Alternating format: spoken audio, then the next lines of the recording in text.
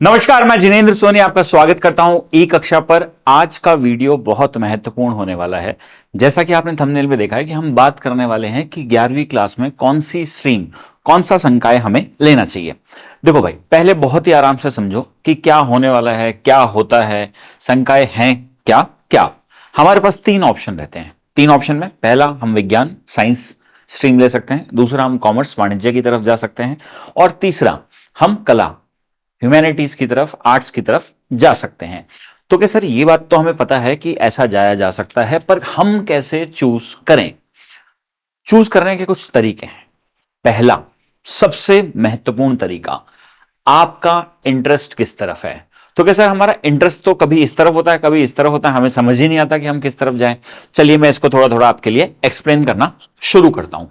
देखिए, अगर आप चीजों को देखकर सोचते हैं कि ये क्यों हो रही हैं, इनके पीछे की घटनाएं क्या क्या हैं, लाइट क्यों जलती है, कैमरे में रिकॉर्डिंग क्यों होती है, सूरज क्यों उगता है, सूरज कहां चला जाता है, अगर आप इस तरह की बातें सोचते हैं तो इसका मतलब है कि आप चीजों के होने का कारण ढूंढना चाहते हैं, और इसका मतलब है कि आप साइंस के प्रति थोड़ा ज्यादा रुझान रखते हैं। एक तरीका अपनी रुचि को जांचने का मैंने आपको बताया कि क्या कैसे किया जा सकता है। एक और तरीका क्या है? क्लास 10th तो दी है ना भाई, सब पता है ना अपने बारे में कि किस पेपर में कितनी मौत आई थी, किस पेपर में क्या हमारे साथ हुआ था। डिफिकल्टी लेवल पता है ना कि उस समय क्या था, कैसा था, क्या था। तो बस उस बेस पे पता है कि हमारा इंक्लाइनेशन किसकी तरफ है। साथ ही साथ 11th-12th में एक बहुत बड़ी समस्या क्या देखी गई है कि कुछ लोग अपना सब्जेक्ट चूज कर लेते हैं, अपना संकाय चूज कर लेते हैं। 11वीं 12वीं वो क्या करते हैं कि साइंस से करते हैं या कॉमर्स से करते हैं।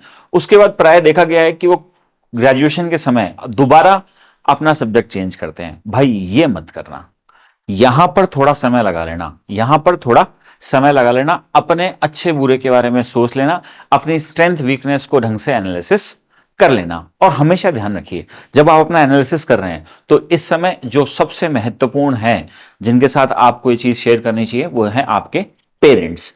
अब आप, पहला तरीका, पेरेंट्स आपको गाइड कर सकते हैं।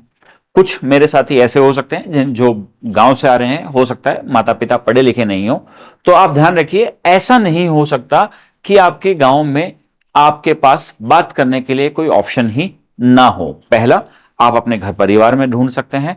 आपके घर परिवार में आपको ऐसा कोई नहीं मिल रहा है तो आपके विद्यालय हमेशा इन बात के लिए तैयार हैं। वहां पर बिल्कुल सक्षम टीचर्स जिनसे आप पढ़ के आए हैं वो हैं, उन्होंने पहले एक एग्जाम क्वालिफाई किया है ना भाई। समझो, आप आपको जो टीचर पढ़ा रहे हैं वो नहीं है कि साहब उठ के और पढ़ाने आ गए, पेपर दिया है, साहब क्वालिफाइड हैं, बिल्कुल 100% आपका मार्गदर्शन कर सकते हैं। आप उनसे बात कर सकते हैं अपनी रुचि के बारे में कि सर मैं ऐसा हूं, आप बता दीजिए मेरी स्ट्रेंथ वीकनेस को देखकर कि आपको क्या लगता है।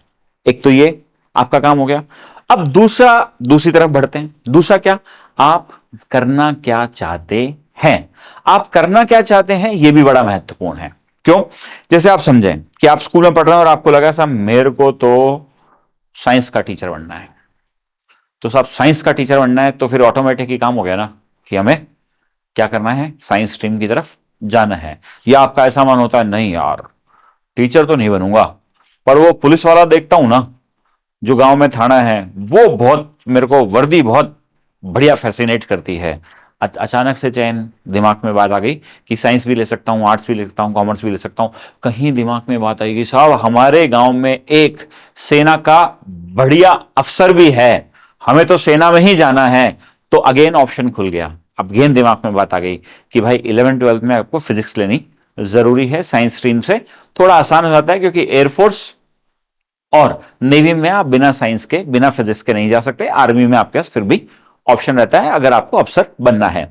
तो मैंने आपको क्या बोला, एक, आप के हालात क्या हैं उसके ऊपर चर्चा कर लीजिए। दूसरा, आप क्या करना चाहते हैं उसके ऊपर चर्चा कर लीजिए। इन दोनों से आपको बहुत हद तक बहुत बढ़िया जवाब निकल के आएगा। तीनों शंकाओं के बारे में मैं आपको बताता हूं। पहला मिथ जो है, पहली गलती जो है, वो हम ये मानते हैं कि ज्यादा नंबर आते हैं तो साइंस लेते हैं, कम नंबर आते हैं तो कॉमर्स लेते हैं, और उससे भी कम नंबर आते हैं तो आर्ट्स लेते हैं। नहीं साहब, ये बहुत बड़ा मिथ है। जो बहुत क्रिएटिव होते हैं वो क्या लेते हैं, आर्ट्स लेते हैं। आपको नई चीजें एक्सप्लोर करने को मिलती है, लिखने का शौक हो तो वो सब लोग कहां जाते हैं, आर्ट्स की तरफ जाते हैं। आपको धंधे का शौक है साहब, काम करने का शौक है, बिजनेस करने का शौक है, रुपए पैसे की बातें आपको फैसिनेट करती है, आपको लगता है कि बड़ी कंपनियां अकाउंट कैसे मैनेज करती होंगी, इकोनॉमिक्स कैसे चलती होंगी, देश की अर्थव्यवस्था कैसे चलती है, अगर आप इस तरह की बातें सोचते हैं, करना चाहते हैं, तो आपके लिए कौन है? कॉमर्स है। साइंस, साइंस जब आपके लिए बहुत बढ़िया बन जाता है, आपका एम है साहब मैं डॉक्टर बनूंगा, इंजीनियर बनूंगा, डॉक्टर बनूंगा साहब को बायो के साथ आपको काम करना पड़ेगा, इंजीनियर बनूंगा आपको क्या करना पड़ेगा? मैथ्स के साथ आपको शुरू करना पड़ेगा। पर ध्यान रखिए ये 2 साल इंपॉर्टेंट है, 100% इंपॉर्टेंट है। क्या होता है 10th का जो कोर्स है, जैसे मैंने एक पहले वीडियो में आपसे शेयर किया कि मैथ्स में 9th क्लास में 12 चैप्टर है, 10th क्लास में 14 चैप्टर है, नंबर ऑफ चैप्टर से बहुत फर्क नहीं पड़ता है, पर 11th क्लास में आते ही कोर्स बहुत ज्यादा वाइड हो जाता है, बहुत सारी चीजें आपको एक साथ दी जाने शुरू हो जाती है। माना जाता है कि आप क्या बन चुके हैं? बड़े हो गए हैं, अब आप करियर के लिए बहुत बहुत ज्यादा क्या होंगे?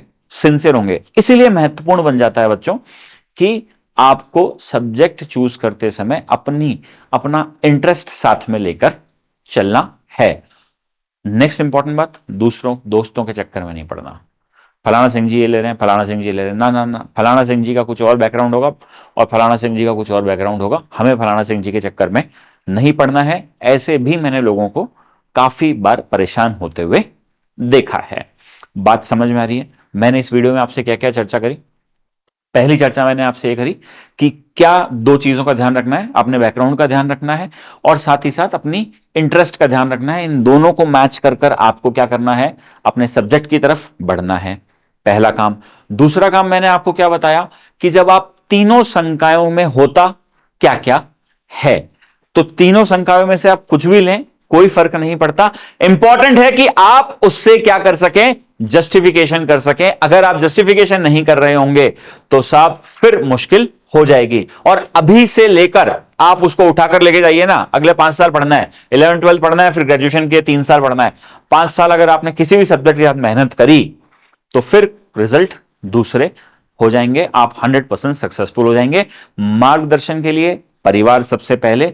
परिवार में कोई मदद नहीं कर सकता है तो साहब आपके विद्यालय के टीचर वो आपके लिए हमेशा तैयार हैं, 100% क्वालिफाइड हैं, 100% पेपर फोड़ के आए हैं, आपकी 100% मदद करेंगे। जय हिंद, जय भारत। जुड़े रहिए मिशन ज्ञान के साथ। ये वीडियो अपने दोस्तों के साथ, अपने पेरेंट्स के साथ साझा कीजिए और साथ ही साथ कमेंट में क्या बनना चाहते हो ये जरूर हमें बताते चलिए।